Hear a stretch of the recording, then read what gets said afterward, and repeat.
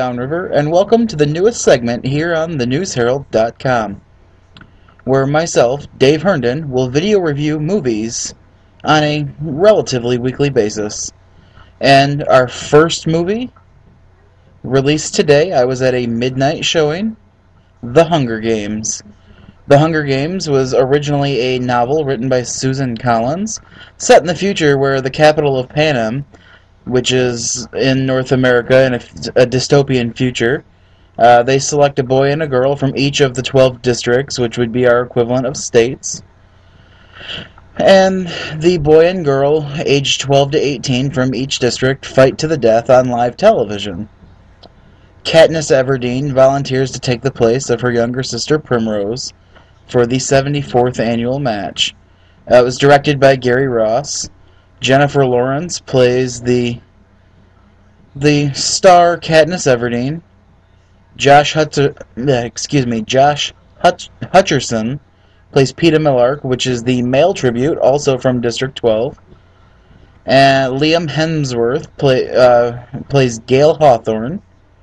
He is the quasi-love interest for Katniss.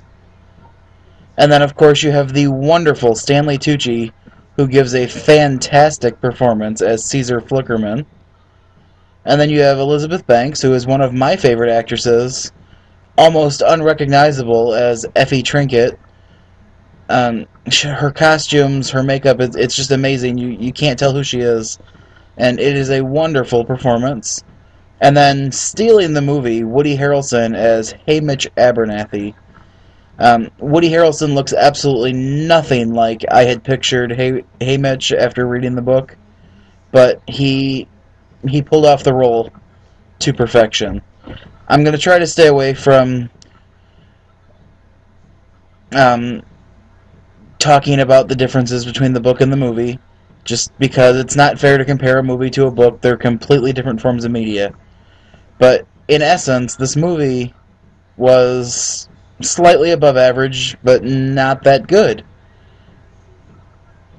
It had amazing sets, don't get me wrong.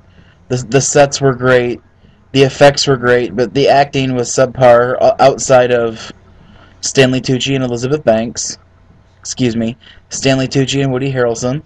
Elizabeth Banks gave what you would expect for the role. The role was written poorly. And I was really surprised by the script, because Susan Collins, who wrote the book, also contributed to the script of the movie, and I didn't figure she would allow them to cut certain things that were cut and to change things that were changed. I realized things need to be changed from when you convert a book into a movie, but there were certain things that were omitted or changed that really needed to be there for going on if you wanted to continue the series.